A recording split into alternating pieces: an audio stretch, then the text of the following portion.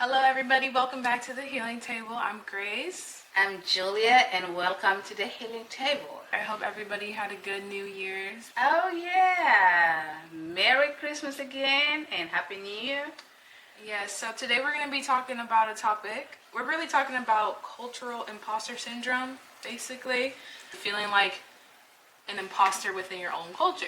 Like you don't belong, or you don't really know much about your culture. And we're going to be talking about this because we did see a video that also was talking about similar to this topic, and it was like an uncle or something that was basically saying how American, Australian, Canadian, any kid that raised Sudanese, like born outside of Sudan, that they were pigs and they don't know their culture and things like that. And the husband is supposed to go back home and marry another wife. This is sad. So that they can bring back their strong culture that they lost. So, that's really bogus. I would say, like, growing up at school, I would be considered too African because I did definitely get bullied, like in middle school, elementary school, a little bit about being dark-skinned or being African in general and stuff like that. But at home, our home is home, and we never really ate out.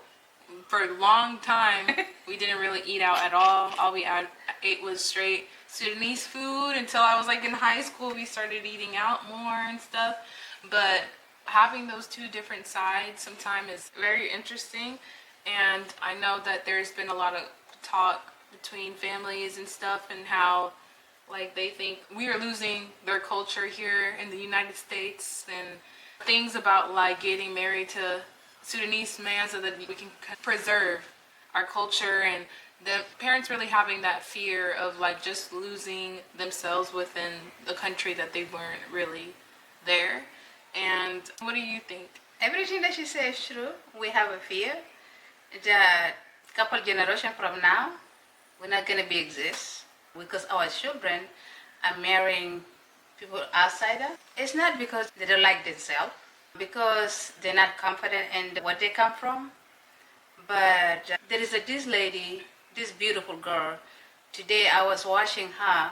I think our show is bringing people out to the young generation to express themselves, because I see that a lot of video that they're expressing themselves right now. She's saying that because our South Sudanese boys, they're missing out their father figure. And that's correct. You know why? Because the South Sudanese men, they don't even pay attention to the boys that they're growing up. They are responsibility to raise them to become a good husband, a good man, a good human being. They don't teach them how to do things. They don't teach them how to treat a woman. They don't teach them how, when they got married, how they're going to deal with the issue. They don't sit in the table and talk about issue at all. At least you force it. In my family, I force stuff. Like, we have to sit down and talk about rental stuff sometimes. But for the Sudanese man to just come from his mind, oh, let me take my son out. We can go and talk about man stuff. They don't do that. But I also would like to say that a lot of the times, like the uncles or people back home that do say things like that, they never experienced America. Like, they don't know how life really is here, and they just think that everybody's just rich, everybody just has everything, like everything just, it is a struggle here as well. It's a different type of struggle, of course, but yeah, those are the same people who ask for money every month, but you guys are gonna call us pigs and whatnot because we don't really know our culture. But we know our culture enough to know that we want to help the community back home. And I want to respond to this uncle. You calling the kid they're not born in South Sudan, a pig. And basically they're losing the culture. But who raised those kids? It's your son and your daughter. Can you call your son and your daughter pig? Can you call your son and daughter pig? I know that you cannot. And for you as an elder to tell your son to go back home and marry another woman so they can basically have kids back home, so that they can hold them to the culture. Bringing in another wife doesn't help anything, but create more issues, honestly. That's what I believe in, because you're going to have these two families that you're basically not going to provide for, because one family is here, one family is there. You can't be there for the kid as much as a kid needs the attention to both sides. That doesn't even make sense. It doesn't make sense. And if your son not be able to take care of the children here, what do you think is going to be taking care of the children back home? What is going to happen? And you guys have a spirit, this kind of spirit is going to make our children to be even hurting even more. I need all the elders not to talk about stuff like that, because that's hurtful. You cannot call children as a pig as useless. There is nobody useless. If you calling the kid as useless, your son or your daughter who bring them to this world, I'm not going to call it. But you know what? And we're supposed to respect ourselves. We're supposed to encourage the children that there is a people back home. They have to give back home. We are not the South Sudanese only people in America. There is a lot all over the world. People here in America are different. And this same pig that you call, that's the pig that they're helping the parents. And then the parents help everybody back home that they need help. I also wanted to say, I do understand, like, growing up, at least for me and my mom, when it was just my brother and I did know a lot of Arabic. Like, just growing up, I don't know how I'm the one, I was the youngest at that point, but knew the most Arabic, and I still retain a lot of that information and can really understand it a lot better than I can speak it. But my mom really did do her best to really teach me about the traditions which were in the child's place. Like, obviously I'm not going to learn about the traditions of the marriage and things like that until like I'm older, which we made a video about.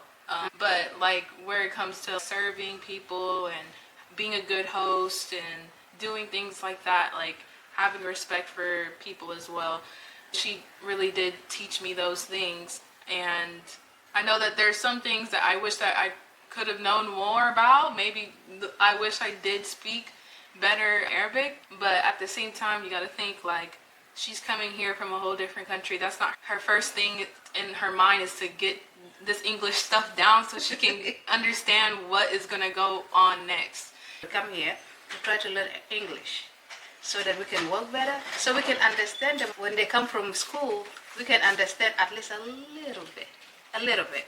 Because there are people that until today, they've been here for 30 years and they cannot speak proper English at zero. And those people get affected because they're thinking like, if I'm learning and somebody laugh at me, oh, they get shy or they get embarrassed or you feel bad. You do not have to feel bad, because if you're feeling bad, trust me, you're not going to learn the language. Yes, our children might be lost because they don't know Arabic. We speak Arabic, but not every time, because you know why? I want to better my English too. We can have our own culture as well. We can do the things that we want to do and have the traditions, but at the same time, like, we don't have to fully leave our culture behind. And I don't think that really is what happens at all. I feel like that's what they think happens, is that, oh, they just want no ties, no Sudanese people, no family. But sometimes it is because things like this and all the multiple topics that we talked about, that all that stuff really pushes the kids away from our community, because it makes them think that's how all the Sudanese people are, and they don't want to be around that. And that's just their boundaries at that point being made, because the repetition within the culture, there's a lot of things that needs to be changed and different for us to really come together more and be more into our communities and be more into our families, things like that. And I would say, like, with the community stuff, it is stressful sometimes, because this is like growing up, the community that we had, that's all I knew growing up. All my friends were my cousins for the most part, and family members. We just always are with family and stuff. And yeah, the community is a really big part of just African culture in general, just being around other Africans and just enjoying our culture wherever we are. But there is one thing that I see South Sudanese, our community are missing. They don't put the kid in the program. They don't have nothing for those kids. They do not in the party, not in the wedding, not in anywhere. Like, they don't say, okay, we are grown up, we have to teach our children so that they can take over. At least show interest that you want to teach those kids something so they will be happy. But if you bring the kid from home and they will be in the party and you guys the one dancing because they don't understand what you guys dancing about or anything, it's not gonna make them happy to dance or whatever. We just make everything about ourselves. We're leaving the kid behind. And those kids, when they're grown up, guess what? They're not coming to our event. They're not coming to anything that to do with community because community don't give them nothing. Yeah. And I would say that parents do protect their culture through like control instead of trying to make sure the kids are well connected to like their roots and stuff. They just wanna, this is what you're supposed to do and this is how you're supposed to do it, and if you don't do it like that, then you're wrong and you are, it's not an effective way to teach a kid, oh, I actually this tradition, or I actually like to do this. But there's a lot of different ways that you can really implement those things, and I do feel like we've had a previous video where we talked about these events that we usually do and how they're not really centered on kids, or even, and sometimes not much to really teach, like she was saying, because if that's a concern for a lot of people of losing the culture, that's one thing we can also do to bring the culture, because the kids are the future of the image of South Sudan or whatever it is. So it is important to really make sure you think about the kids too and make them feel comfortable, make them feel like they can really indulge themselves within our culture. And I do feel like a lot of the things like traditions within Africa or our African traditions, sometimes it's probably a little too much because in the US it's so different, especially like for women here. I wouldn't say like they don't like to serve their family or anything. There are some parents that don't necessarily like to cook, or my mom used to teach me bring the tray out with all the tea and stuff and give it to the, like the hospitality and the things like that was not really, that's not something that is like American in a way. Yeah. I've been to some of my American friends' house and they're like, oh, you can just come into the fridge if you want, you want something. Yeah. I don't feel comfortable opening anybody else's fridge. I'm like, I'm a guest. I don't know where things are at. I don't want to mess anything up in your house. We think everything different because in Sudan, when somebody comes to your house, they're not gonna go straight and look for the refrigerator. They will sit in the place that you put them to sit. If you did not offer them water or tea or whatever, they will sit over there until they go. And this is like basically because the stuff in Africa is different. Here there is a refrigerator, there is a place that you can open the fire and you can cook for you a quick tea. But in Africa it's a process. You had the wood, you had to put the tea to boil, and then you have to bring it to the guest. Imagine if the guests, they had to go and put the fire on, the tea, and then make it not making sense. So at least we are teaching our children, like my daughter, I teach her like, if somebody come to the house, is a guest, they will feel good when you just give them the water in the plate and give it to them, or give it juice or tea. They will like, oh, I drink a good tea. It doesn't have to be that hard. But like I said, we have to teach children when they're young. You cannot let somebody grow up until 15 and try to tell and them, then oh, they try go to tell them, go make the tea. Be like, what? Yeah, like, why don't what? You make the tea? I don't even know how to make the tea. You did not show me how to make the tea. Like my daughter, she didn't know Arabic at all. She was like, whose fault is that? I don't know how to speak. Yeah, it's my fault. But really, we did not push ourselves more so that they can know Arabic or our language, basically. It's our fault, but it's not our fault at the same time.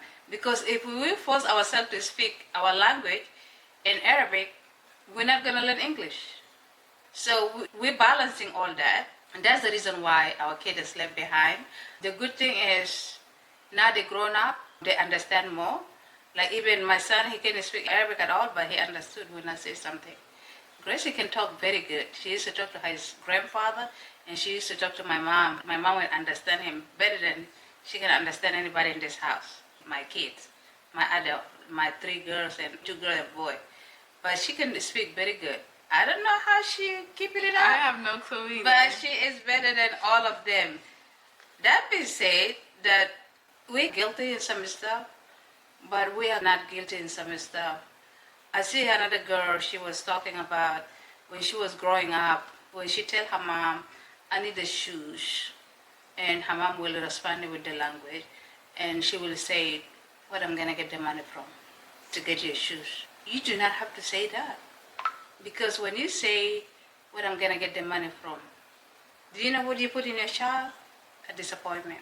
Because you have no idea, maybe she got bullied every day at the school with the shoes that she's been wearing every day, with the dress that she was wearing every day. Maybe it's not beautiful enough, it's not looking good enough. I would say, sorry, with that, at the least that you can do is just give her words of encouragement, give her more confidence, pour more into her so that she doesn't have to feel that way if you don't have the money, and that's it. If I say to my child, where are you going to find the money from? That's like the end of it, right? Because if your mama cannot find the money, and she cannot promise me, if you're not promising your daughter, like, okay, or your son, that give me a couple of days or give me a week, I will see what I can figure it out. When you're telling the child you don't have money, that means it's done. You don't have to ask me again, and I am not going to think about it. And that's not okay. Where they have to go and get, where they have to go, you have no idea. The child, when it come to you and ask you for something, that means she went through a lot. Then at the school, with the friend laughing at her, and she bring it for you in different way. Because to be honest, it's very hard to approach parents. The truth to be told, it's very hard. So for your child to come to you and tell you that means she already went through a lot. She cannot handle it anymore, and she needed to change that shoes. And you should just, if you don't have money right now, put it in the budget. Give yourself a couple. If you think about it and put 2 weeks or 3 weeks, you will find it. Not until really I was in, I would say middle high school, like 8th grade, 9th grade year. I never even knew that we didn't have money like that. Honestly, like growing up, I thought we had it good. I had everything. And I feel like that's also like what kids should experience, because they shouldn't have to stress about money or if they're gonna get stuff. Or sometimes the kids, they come out with the most unrealistic things. At my job, I work at a country club, and I worked at a Santa event, and a bunch of the kids were asking, I think one little boy came in there, I want $10 billion, a car. He's 7 years old, asking for a car, asking for $10 billion, a Gucci belt. So obviously, those kids, they've been around the exposure of money and things, so they know that, oh yeah, this brand, this, that. I never really cared that much about brands and stuff. I just was thankful for whatever. Every time that we had time to go shopping and my mom had some money, I was happy. No matter where it was, I was just going to find something that I like in there. And that's another thing I would say is I don't think kids should really even have to think about, oh, my family is poor. That puts a lot on kids, I feel like. So when I used to tell them, guys, we are poor, my kid would not believe it. They're like, no, we're not poor. You're driving this car, and you have this, and we have that. But they don't understand that I have to work. I've been working 2 jobs for longer than I know, so that I can fulfill whatever they want, the little one I can give them. I don't want my kid to be mad that they want something. And they do not understand. When I say, my middle daughter, she was like, Mom, you're not poor. But that's a good thing. And the other thing is, she got bullied a lot when she was in elementary school. But I had to move them out from that school. But I always stood up. I don't mess up with my baby and I'm still alive. It's not going to happen. I go to that school and I tell them what I want to tell them, and they have to fix the issue. One day, somebody called her dark and black. I was like, tell them that you come from Africa and you're a smarter girl in the world. I tell Grace that. And after she said that, she become confident, she become happy. One time I had to fight in the middle of school because the teacher tell her that she was asking, who is the A student in the room? When she stood up, she called her name. And I have to go there and fight. Basically fight. She got taken out from her job because of she said she didn't mean it. You didn't mean it. You let my daughter cry for hours, okay? Your daughter's crying because of you say something. She didn't really explain like the whole thing, but it was because it was like a ceremony or something. And then they basically was like, oh, if you are a honor roll or whatever, stand up or something. And then that's when I got called out. But I definitely did have the honor roll. And she got upset about it. So why, if you're a teacher, if you don't want a black kid to stand up, why you say that? I was telling that because I need the parents to stand up for the children. Because if you don't stand up for your kid, I promise you, anybody can bully your kid in any giving time. It's not even a long time ago. My daughter, my middle one, she was the principal of Miss who? How come? I think she loved my daughter a lot because my daughter liked to talk. She liked to do stuff and stuff like that. And then there is another girl. She stepped in the way. She want to make trouble between the principal to hit my daughter so badly. She create crazy stuff. I was listening. She put the phone in the speaker, and they were talking, and I was telling her, "Put your feet down." And she was looking at me. She was saying stuff and everything. Do you know that this girl become her best friend until today? She never have to deal with this girl again. You have to tell your child, nobody to put yourself like you are nobody. You are somebody. You are beautiful. You are smart. You are courageous. Girl, mom, you have to defend your kid in every given time so that they will be going to school or whatever they're going to go with the high. I will leave your head up and do whatever you want to do. You are so beautiful. Imagine if you tell your kid like that, they're never gonna feel down.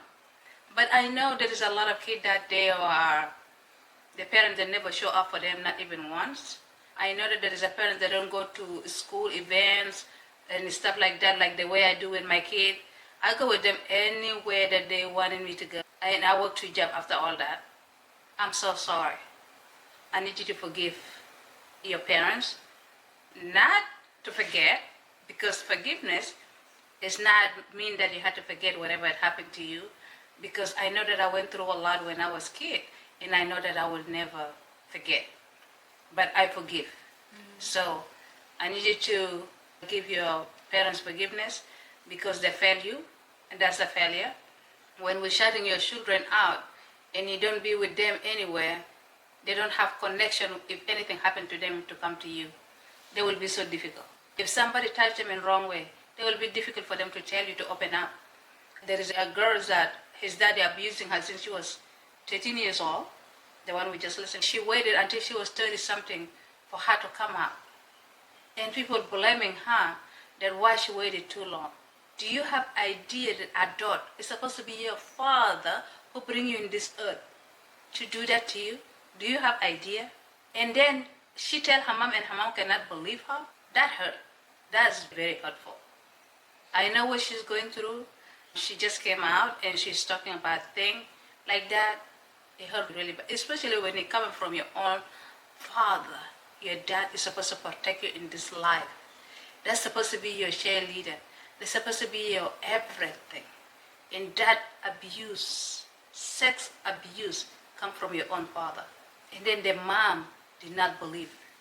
And that's the thing, the hiding of the sexual abuse. The hiding. That, within our culture, really bad. And it's bad. If your family member is doing something, that's everybody's business at this point. Exactly. If we're a community, we have to keep the community safe. That is everybody. We have to talk about that. If there is anybody in community doing stuff like that and then hiding it under the rock because call it family protection, you're protecting your family, but you're not protecting the community. And a lot of mothers, they protect their husband before they protect their kids. And that's wrong. If my husband did something like that, I see him in jail. I don't care. I don't care at all. If my son do stuff like that, he gotta be belonging somewhere. He doesn't belong to be any business close to any child or any girls, because in the mind, even if they're addicted or whatever, I don't know what is going on, but they're gonna do harm more and more. It's more like a perversion spirit or like a Jezebel kind of like spirit. Where it's like they are just so addicted that they move on to different things and then they just don't know when to stop. And they don't like where everything is their oyster. No, absolutely not. That is wrong. And at that point, that is a mental issue. It really is. Because addiction is like really, especially in that form where it's like a sexual addiction, that is really something that needs to be treated and worked on with people because it is a mentality thing. So imagine you sleep with your own daughter and you're sleeping with the mom. What does that make you? How did you sleep at night? How did you eat with the same kid in the table? How did you smile at them? How you going to call them as your children? That was just bad. That's the thing that in South Sudanese, I need all the South Sudanese that they're talking. I was so happy this week. I hear a lot of youth, they're talking about what they went through our platform. It's not going to be me and Grace only talking about that, but I need everybody to come out, just talk like the way this week it was everybody bringing stuff out. And I don't know if we can one day communicate together so we can tackle this thing, because if we do not change it for the next generation, this thing is going to continue generation and generation to come if we do not break it. We have to break some stuff because we had to get out of it. And I personally feel like at least the women part of the Sudanese women in America, or like that are born outside, they can see those things and see how like toxic those things are, and we are becoming the difference within the community. Yeah. And I don't know much about the boys and stuff, because I honestly never really hear that many men even talk about topics like this. But we would love to hear from any man who has like things to say, because I feel like a lot of the issues are because of the men and the way that they act. And yeah, I do feel like in a way you're saying, like the uncle was saying, that we're the pigs, but we're the ones who are trying to break those generational like curses and try to make our next, I guess, generation of Sudanese people a lot better than now. And we understand what really needs to be broken and what needs to be left behind. And we just want to let the world know and open the eyes to a lot of people who probably don't see what's really going on, so that we can tackle the issue and try to definitely make it a better community for everybody. Yes, and I'm so grateful for this topic. It's really good, and I know there is a lot of aunties, they watch my show, they know the truth, but they do not have a gut to come and talk to us on the show because they don't want to be in trouble with the husband. They don't want to be in trouble with the son or the daughter. They don't want to talk about it. I understand that. But if we don't talk about it, if you even don't talk about it, imagine who is going to sleep with the problem in the heart? It's you. Who is thinking about this thing every day? It's you. Who is not happy in his life? It's you. You have every right. If you're a woman, you have a strong faith and a strong motivation. You can put this thing like enough is enough. We're not doing this. We have to talk about it, and we have to do better, and we have to fix whatever is broken. Because guess what? This man who doing something like that for her daughter, this is generation curse. Our children is gift from God. How the gift that God give it to you, you're gonna come and abuse it to the extent. I want to also add, it is definitely a generational curse, because this is trauma being passed down now to the kid, or now she's an adult. Now she doesn't know whether or not she wants to even have kids of her own. Now this is what really stops the generation of South Sudanese people even being procreated and actually made. It's all of these things and all the trauma that these kids endure, and then grow up and then just think, oh no, I don't even want to make kids, and I never want to be like, there's a lot of people who are like, oh, because of my childhood, I don't want to have no kids. Yeah. I just want to live my life and just dedicate it to only just me and do everything that I want to do, which is great. But also, I don't feel like you would be saying that if you did have a good, nice childhood growing up. That really just comes from the people who have experienced trauma as a kid. They also know, obviously, we know that the world is really hard, and there's a lot of other things, not even just in our community, but in general, that a lot of kids are experiencing and stuff, that can probably push a person to not want to have kids as well. But a lot of the time it is coming from a place of trauma, PTSD, or things that they've experienced while growing up. Yeah, and I know that there is a girl, she called South Sudanese parents as a mental ill, as a PhD, as something. Yes, we're all that. You know why, kid? We come from the war. We, as the South Sudanese women, we have to protect our children to be alive. I know you guys don't have no idea because you don't have kid yet, but when you have kid one day, you will know and you will feel what we're feeling. For a mother to snuggle the kid from the war to different place until you make it here is not easy, It's not easy. It's very hard. As you guys, there is this video. The lady when in Al Fashir, the video I did not let her. That lady, 3 kids. When she heard the gun, she just closed her ear and then protect the kid with her body. Imagine, she rather die than her kid die. Yes, we have a mental issue. We have all that, but it doesn't mean that we cannot change.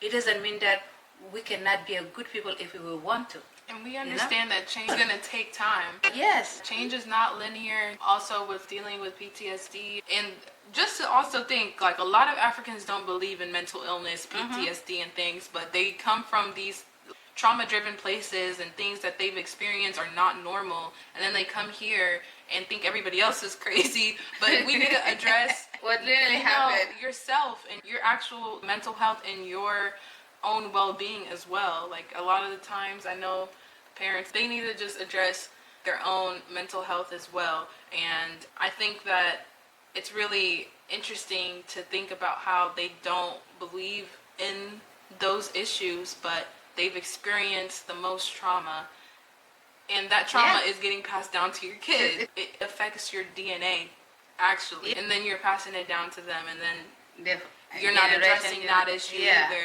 If we don't talk about the issue, if we don't accept that we have a mental meltdown, it's a lot of time. Basically, first of all, there are people that get to married when they were 16 or 17. This is trauma because you're still a child. You're not ready for that, okay? Second of all, the war. You are young and you have to protect young babies that God gave you. This is another trauma. For you to travel from the place to the place until you find the safety for your children, this is another trauma. But it doesn't mean that when you come to the place that you can breathe and take a break from all this and you don't want to change because your mind is stuck with whatever happened then. That's exactly what we did not get out from that. And that's the reason why we are doing what we're doing. We don't accept that we really need help. We thought we don't need help. But sometimes our children, they reflect all this thing that we do because we don't understand why we're doing it to them. We're thinking we are right all the time. We don't want to tell them we are sorry because we thought we are adult. We're not supposed to be sorry. If we don't change, this is going to be generation and generation to come. Trust me. So we are doing this show to change a lot of this stuff so that we can have better kids tomorrow, better young youth tomorrow. And to be honest, yes, some of our children, they don't want to have kids. But guys, I work in nursing home. I am a caregiver. I work in people's home with the elder. Some of them, they don't have kids and they feel bad. They regret why they did not have kids. Because now you in somebody's life. Nobody's going to come to ask how you doing. Nobody's going to know what is going.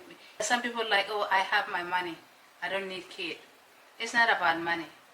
Money cannot do anything. Money can pay you bills, but your kid give you happiness. Kids give you happiness. You know that somebody's going to come and ask.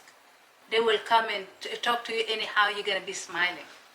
They can do something that make you happy. So the kid is very important. I see some people, they're crying in the hospital because they don't have kids and they start crying. That's the people that they're thinking like money is everything. The money is going to do anything for them. But it comes to the time that you are going to be young and baby again. Like you're 90, you're almost 100. You're going to need somebody to make you smile. You're going to need somebody to talk to you. Yes, you can have money. You can pay everybody that to work for you and take care of you and everything. But there is one thing that they cannot fulfill if you have a child. That's all I can say. You have to have even one or two. At least, that they can give you a smile and happiness. There is an age that we're going to need the kid more so than anything. When we get old, we like to listen to them. And they make us laughing. And they make us joke. And all that stuff. It's not about money. If she have money or she doesn't have, who cares? You're already old, You're going to go home in any time. But you want to go home with the happiness, with the forgiveness, with your mind that, oh, at least I left a seed in this life. God bring us here to make children as a woman. It said go and bring, multiply. But I would say also don't multiply if you feel like you're not able to do it. If you're in a situation where you're in an abusive place or just certain circumstances, but a lot of circumstances I feel can be overcome as well. Yeah. If you're not ready for it, you have to be ready mentally, physically, and emotionally, and your pocket it had to be good. That's for sure to have kids. But if you know that you're not gonna be able to take care of them, your mental unstable, your pocket is empty, you're abusing relationship, don't bring a child because all those stuff is gonna pass to that child. Okay. That was basically all we had to really say about this topic, and I hope you guys enjoyed this video as much as we enjoyed talking about this topic. And yeah, I guess we'll see you guys next time in our next video. 2026. All right, see you guys. Yes. All right, bye you guys.